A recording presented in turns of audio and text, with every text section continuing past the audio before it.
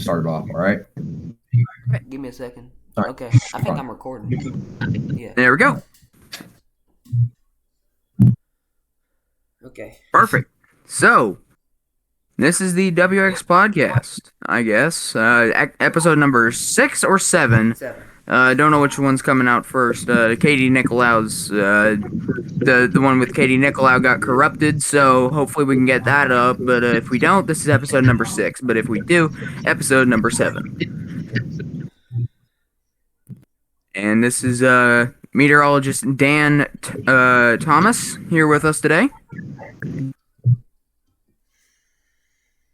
And I guess we should just begin the questions. Yes. Cool. Oh, so we're starting the program. Hey guys, what's up?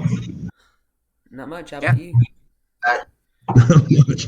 Hey, I know you want to get into your program, but I'd love to know about you guys Yeah. because I see a bunch of gentlemen on the TV screen. There may be a lady back there. You guys go to high school around here? What's making you do this? Tell me about it. Is this I a go to project? high school in Murfreesboro area, down in Rockville. Murphy. Awesome. I think Jackson is from Texas. I'm from DFW, and I storm chase. I mean, I'm only 13, but I love to storm chase.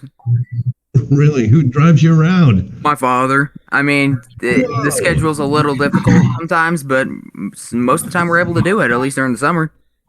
That's awesome. Yeah, I'm Parker Ellenberg. I'm 15. I'm also a I said storm chaser as well. I'm working on getting my license. I should have it next year. But I just I think the reason why a lot of us are at least doing this podcast is we want to try to find a way to reach out to some of the more hired people that like meteorologists like you. Dan and other people. Mm-hmm. Just trying to get out and talk to them, get some more info, some questions. Try to make an actual effort. Just talk to people, especially with the higher ups. But just have some fun, ask some questions. That's why a lot of us are doing. I'm a strong pitcher again myself, but we'll let some of these people introduce themselves as well. Yeah. Very good. Justin is from Georgia. Now, when you say from Georgia, Justin lives in Georgia right now? Yes. Yes, He's actually from New York, I'm pretty sure. I am from New York. Yeah, it's true. Hey, Justin, I used to live in Valdosta, Georgia, so I used to be in the Air Force, Moody Air Force Base. Yeah, it's pretty hot. Way too hot and humid, and it rains a lot. So That's right. And Atlantic lives in Sumter, South Carolina. Yep. Very good. All right, not far from the action. No. Yep. So we're all in the south except for Parker. He's up there in Indiana. Yeah. Well, good for you guys. I'm impressed. I'm honored to be on your program, and I hope you guys, get what you want out of it, and I hope I'm helpful. So fire away. What do you got? So, Dan, how did you get into weather at first? I got into weather because God put it in me when I was 6. I have a cassette tape. I'm a lot older than you guys.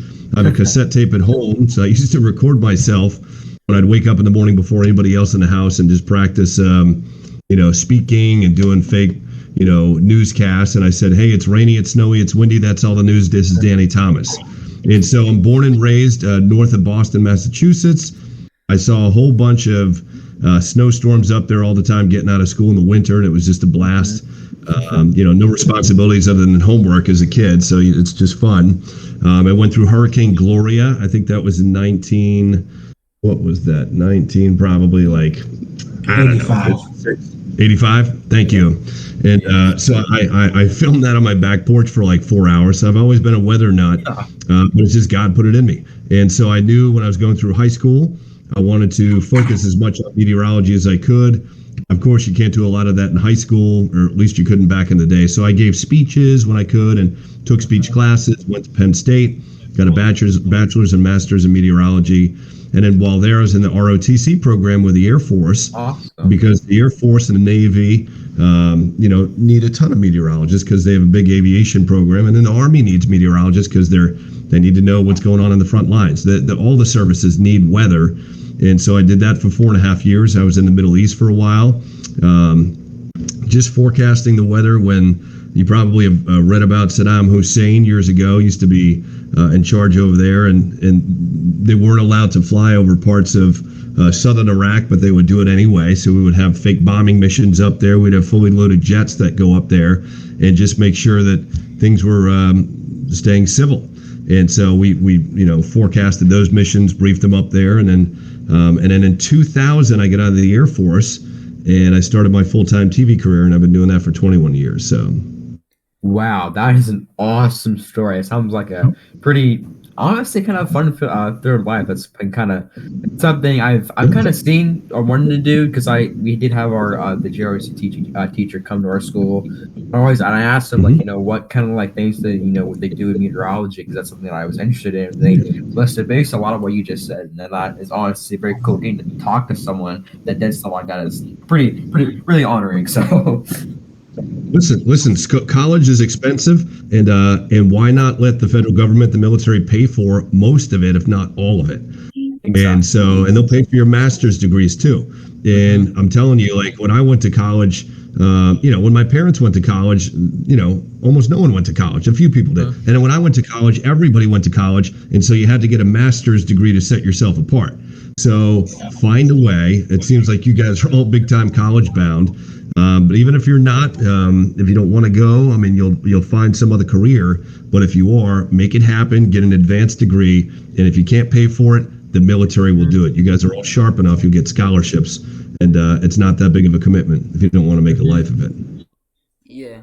We don't have many colleges that have meteorology here in Tennessee. I think UT Martin does. Yeah. You go to Southern Kentucky, you can do a lot of stuff online at various schools. But listen, the best thing I did was I left home and I went 8 hours from my house to college. It's terrifying at first, but you get there, you make some new buddies. A lot of your buddies from high school stay in town because it's comfortable, or they go to a school that's one town over. And then you come back the first Thanksgiving and you feel like $1 million. You feel like you've got one up on them because you did the hard thing. You went away, you made friends that you met people you've never met before from all different walks of life. You're already advancing past them. Exactly. So, we know you went through Hurricane Katrina.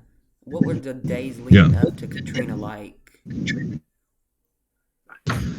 Katrina was interesting because Katrina hit, I think it was August 29, 2005. Yep. And so that was a Monday around dawn. I was tracking that much of the week before. It started in the Bahamas as a little, I guess, depression or whatever it was. Friday night before the storm hit the coast, I was working, and I think it was hitting Hollywood, Florida, so down near Miami and West Palm Beach, all that. And we knew it was going to go across Florida. And we knew when it got into the Gulf, it would bend toward the north. But what I was seeing, I think it was that Friday night when I was probably between shows, the 6 and 10, is that it started to move not due west anymore, but southwest. And so I said to myself, hey, if this thing is not going, the Hurricane Center has got this thing going due west. But if it actually continues on the southwestward track and it eventually bends to the north, it's going to come farther west down toward New Orleans maybe in time, because the initial Hurricane Center track Friday night, I think, had it over toward making landfall maybe at Destin or Panama City Beach or maybe Biloxi, something like that. So I knew it was going to creep toward New Orleans more and more. That was the trend. And if you go to school, guys, eventually for meteorology, you'll learn that in forecasting, the trend of the models is often more important than the model output itself. So you can't just look at a computer model and say, this is what's going to happen. You're going to say, well, this is what this run says, but this is what the last several runs have said. And you often will keep that trend going into the future. It's usual that will happen at least for another couple of runs. It may taper off that trend, but so anyway, I expected it to eventually make landfall back toward New Orleans. Or at least getting closer to us. And so 10 o'clock Friday night, I started to change my forecast. You could probably watch that forecast on YouTube. I think it's on there. And I would say, hey, we're going to have to watch this thing. It's going to come close. And then we think, well, of course, it came right in. Saturday, it got to 175 around midday. Yeah. What's that? You still got me? Yes. Yeah. Good.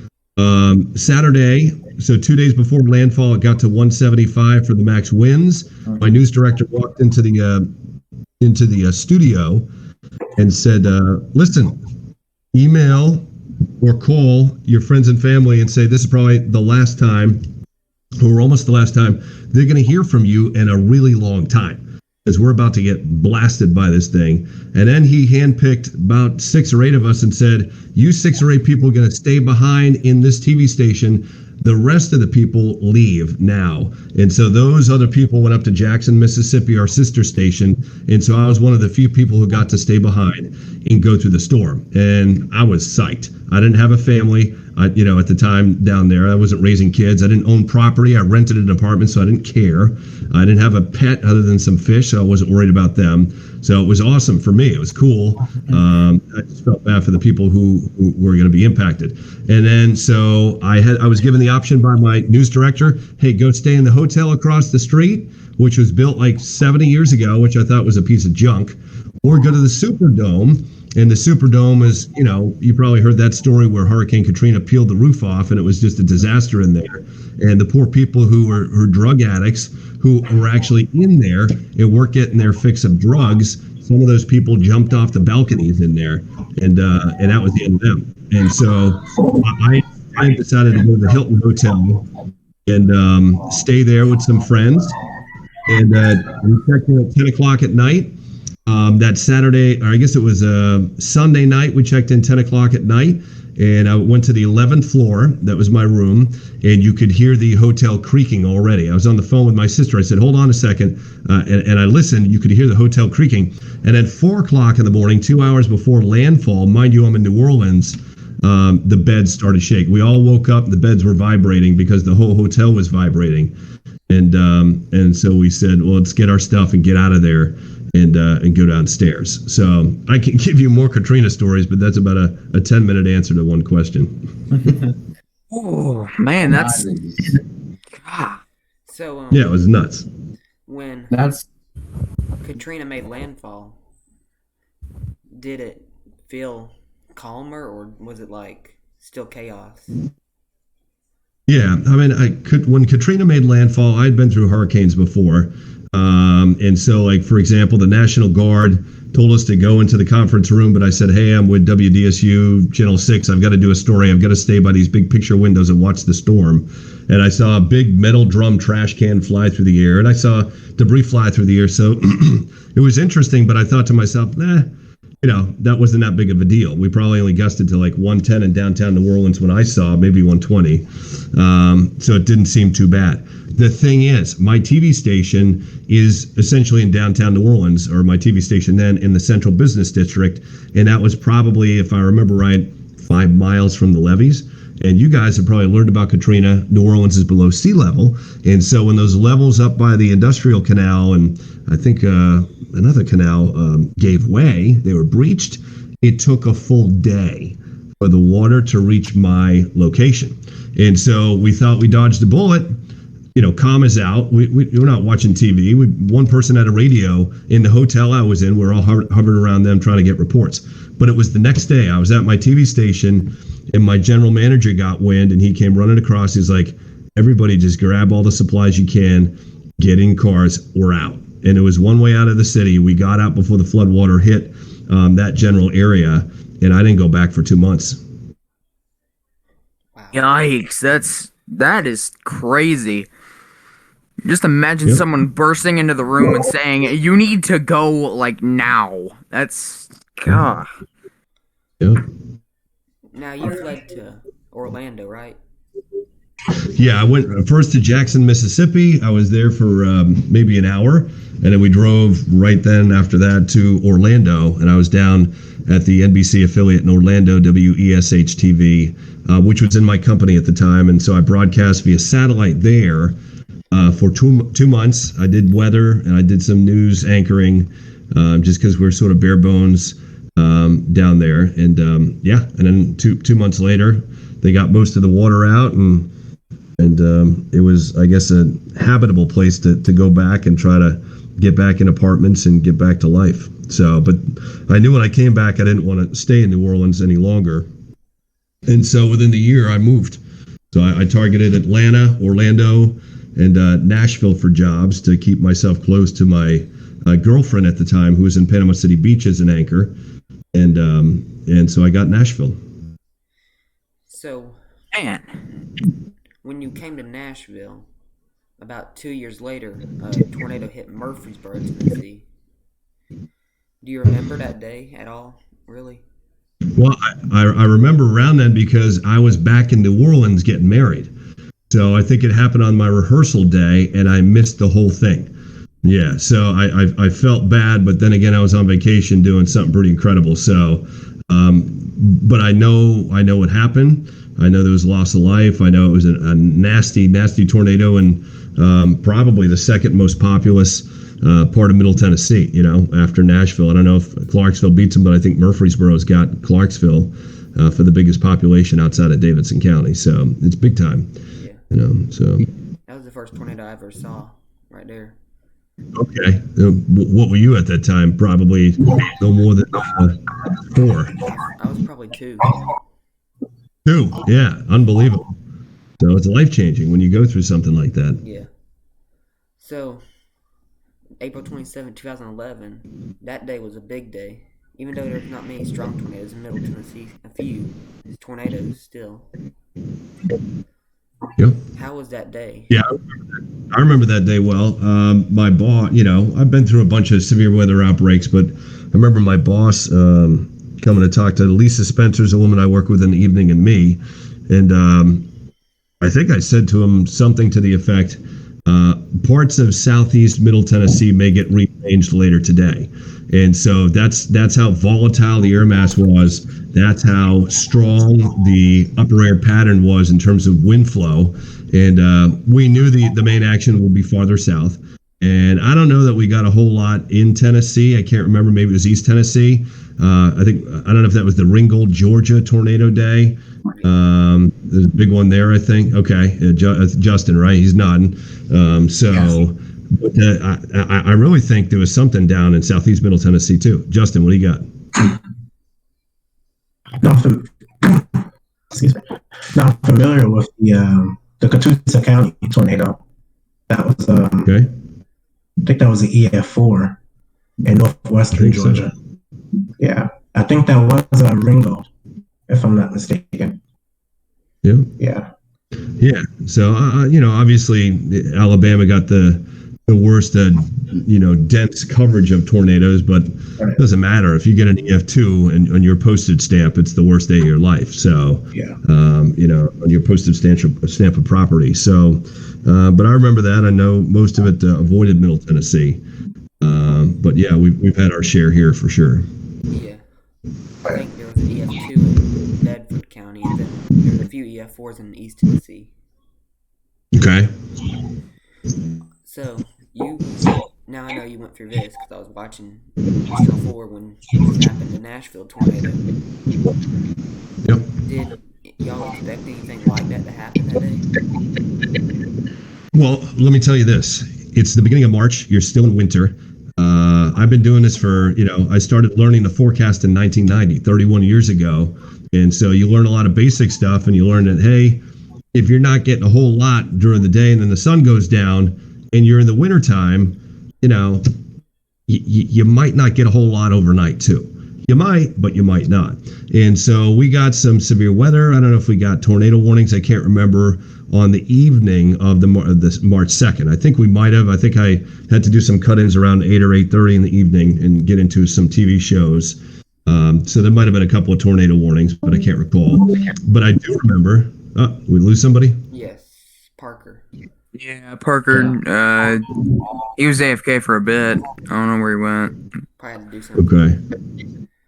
Well, I do remember that during the 10 o'clock news that night, I was thinking, I'll be honest with you guys, things are sort of shutting down.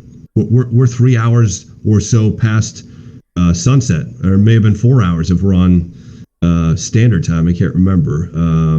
Anyway, we're long past sunset, and there wasn't much going on. And so I said, hey, a little chance of severe weather, best chance tonight up toward Hopkinsville. Then later on, I looked at the charts. And so what happened was we, I don't know how deep into forecasting you guys are, but you got to look at all levels of the atmosphere. And just because the low levels are cooling down, you get more stable. You can have, I don't know if you ever watched Dr. Greg Forbes on the Weather Channel. He used to be one of my instructors at Penn State for a few classes. But he would say, hey, we got a cold pocket aloft. So a little bundle of energy and a little cold air in the upper atmosphere, mid levels of the atmosphere coming along. And that's exactly what happened. And it managed to get a storm going out toward, West Tennessee. And as we continue to cool overnight, even though the surface temperatures are hanging on or maybe going down a little bit, that thing just held on. So we just needed to get one or two storms going, and we had a few supercells that night, if I remember right. But that one supercell, it did it all. It did most of the trouble causing, and we just had to wait for that cold pocket aloft, as Dr. Forbes would say, to get down into Southwest Kentucky and eventually Tennessee, and bam, fired that storm. So during about, I think it was in Dixon County, there was some big hail, I think, like 3 inches. If I remember right, that's very rare in Tennessee, right?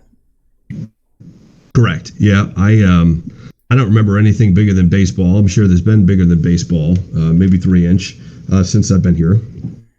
I know there's been softball down in northern Alabama. That happened probably, I don't know, 6 or 7 years ago, maybe, I'm guessing, 8 years ago. But yeah, that's unusual for Middle Tennessee for sure. Yeah.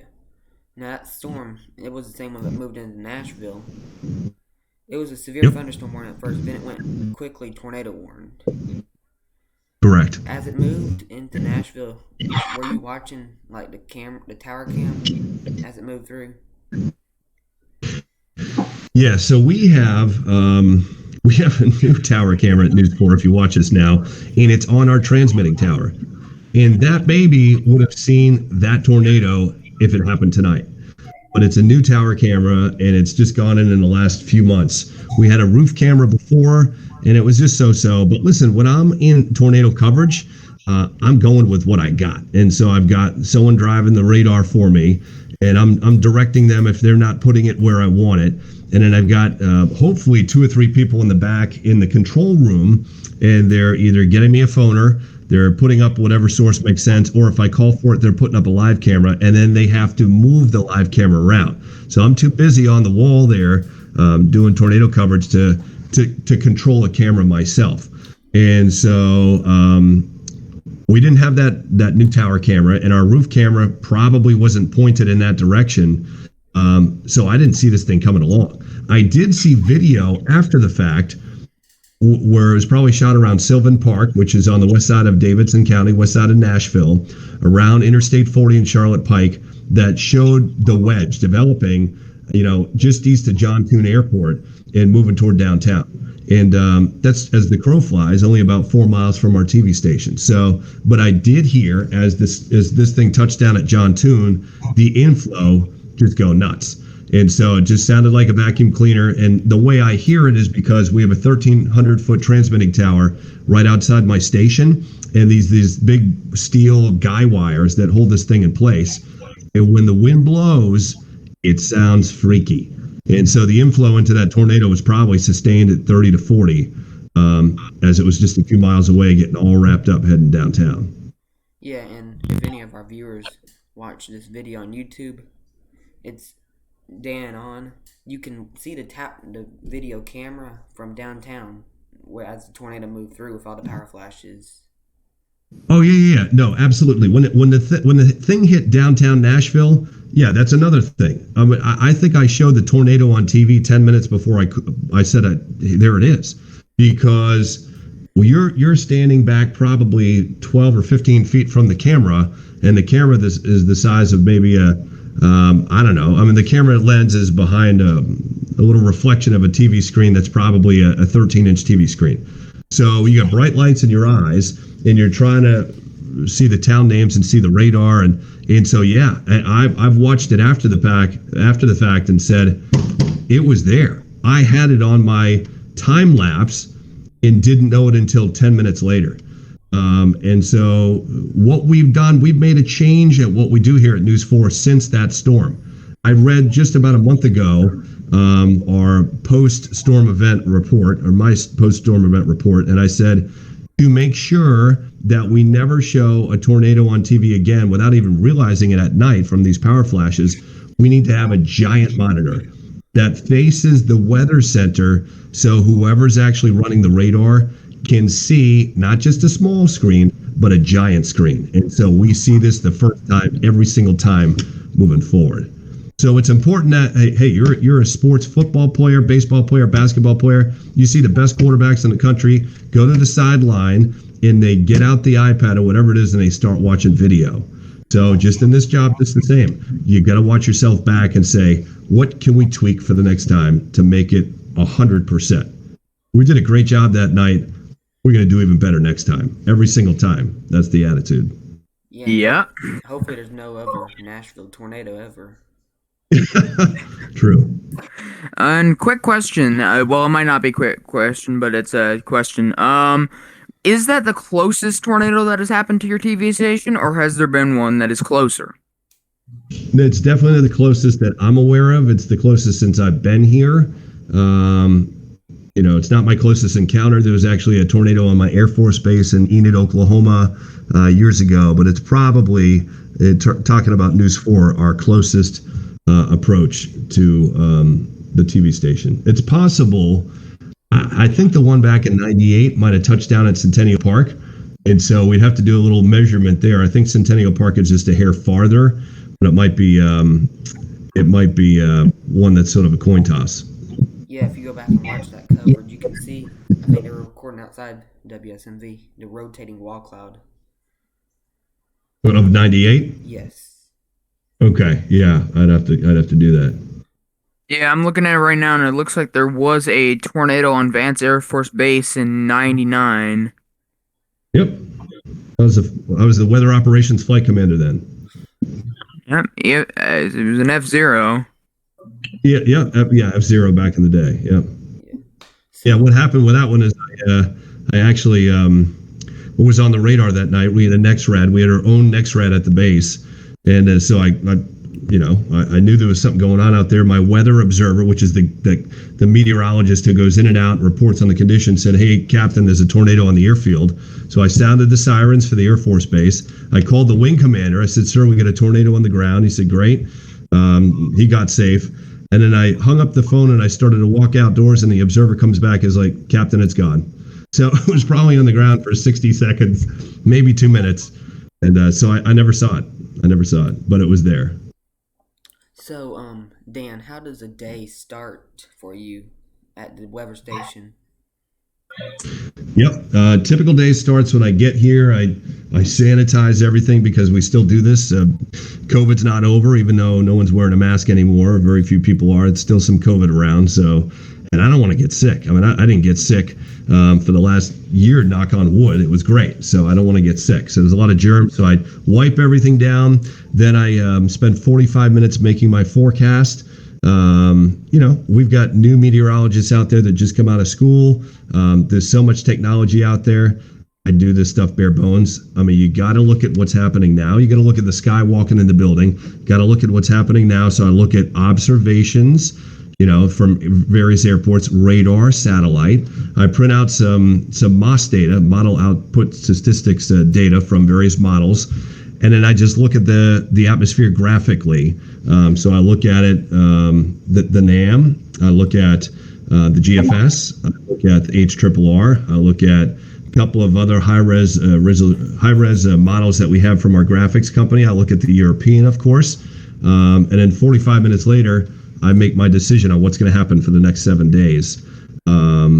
And then I've got to do social media. I've got to do the web forecast. I've got to email the newsroom. Got to do some radio. Got to do the phone forecast, which I still haven't done yet today.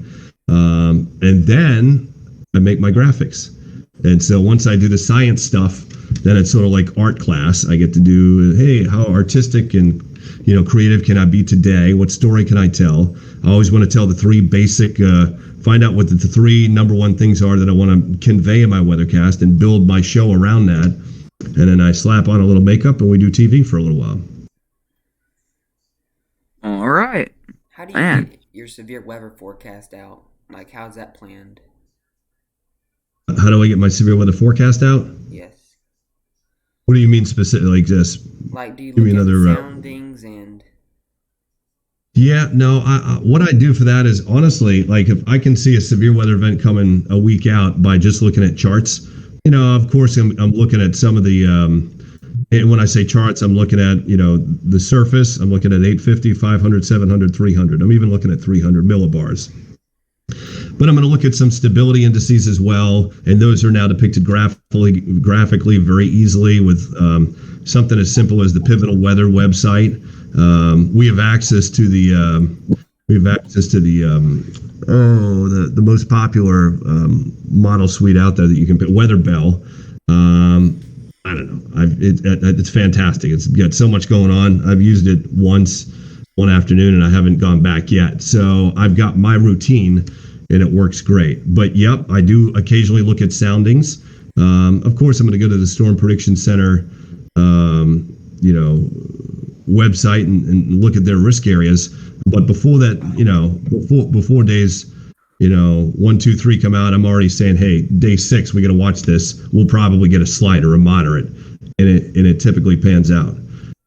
It's just like being a doctor. You can have something wrong with you. You don't know what's wrong with your knee, but it's really bugging you, and you can go to a doctor who's been a doctor in practice for 6 months, and he'll give you a theory, or you can go to a doctor who's been doing it 30 years, and they'll say, hey, I've seen this 187 times, and 72 times it's this, but the other 115 times it's this. Let's go ahead and repair that meniscus, or let's get you on PT. So experience matters in this business big time, So I'm going to read this question from someone on Discord. They asked... I can't read it. It's not popping up. What radar app do you recommend? Well, we've of course have our own live radar that's down in Nolensville, and so to use that, to see that, you got to have the News 4 app. So I like that. But when I'm just like, hey, we're out on the lake, I want something that'll pop up the warnings and let me get into that real easily and quickly. It's got to be Radar Scope. It's got the lightning on it. It's the best I've seen. Anyone who's scratching their head what to use, I say pay a nominal fee and you'll be happy. But our live radar is nice because it's live. The data comes. As the sweep goes by, the data has just happened. So. Okay, Justin, do you have any questions? Yeah, I do. So how do you keep your calm? You're doing severe storm coverage, tracking tornadoes and stuff like that. Sure. The first tornado warning I went through when I was in Arkansas at ABC, I remember saying, oh man, this is amazing. I felt so bad for those people, and you feel bad for people being impacted, right. But it's almost like, an ER surgeon, you're just on autopilot. I don't think about it. And then 8 hours later, the tornado outbreak's over and I'm like, wow, I didn't have dinner tonight. And so, it's just like you tying your shoes. If I said, describe the last 7 times you tied your shoes to me, you wouldn't know where to start because you're on autopilot every 7 times, all those 7 times. So that's the way I get it. I've done it enough where you're just not even thinking. You just, your adrenaline takes over. It's just like, let's go. Do you have any more? No, not at the moment, no. Not that. Atlantic, do you have any? Nope, I can't think of any. Okay. So Okay, I got one. Yeah. What is the most interesting setup you've ever tracked? All right. Let me think for a second. Most interesting setup I've ever tracked. You stumped me, man. I did tell my boss that I think it was the second winter storm we had in February, or the 1 week that we had this year, was the hardest winter forecast I ever had in my life. Because all the models were different, it seemed, every single run, and they almost never agreed with one another. And I don't know the exact date of the storm, but it was brutal. But we got through it, and I think it was the second one. It was the second one, and I can't even remember what the heck happened. Through 18th. Was that okay? But you said 14th or 18th? Yes. I believe it was. I have it written down on a calendar somewhere over here. It was the one that made the ice storm in Texas. Yeah, I remember tracking that days Yep. in advance, and it was really difficult because the models kept shifting it. They wouldn't, come to a consensus. It was really difficult to get that. Yep. Because Hey, listen, guys. Go ahead. No, go ahead. No, you go ahead. Okay. Well, No, I I was was going to say, gonna just listen, this is you guys are obviously weather hobbyists, and you may go do this professionally one day. This is like an old school website, but I love it. So Google, when you're bored, wixcaster.com. So that's WXCASTER.com. And get into the extracted model stuff. And it's just a bunch of numbers, but it breaks the atmosphere down at every 25 millibars at probably 3-hour intervals. So I love to see the atmosphere that way. For winter storm forecasting, I much prefer that to looking at soundings, because you can see for every little city what's going to happen. And so that's how I've trained myself. Other people are like, no, I could never do that. I want to see soundings, whatever you get used to. But just when you're bored one day, check it out. I lean on that every winter storm, and it serves me very well. Wow. Yeah, I remember that winter storm pretty well. We got 7 inches here of snow that day, which is remarkable. Yeah. It's remarkable. It was fun. Yeah. Okay, so if no one has any more questions. Okay, so Dan, tell everyone, our viewers, how they can find you if they live in Middle Tennessee. Thank you, Andrew. Yeah, absolutely. You can watch me on News 4. So typically I'm on from 11:30 until 12:30, Monday through Friday. So the News 4 at noon type show, and then from 4 to 5 p.m. Summertime, people take vacation. I'm doing a lot of fill-in. Like this week, you can see me every evening, 4, 5, 6, and 10 on News 4. You can find me on social. On Twitter, it's WSMV Dan Thomas. On Facebook, it's Dan Thomas WSMV.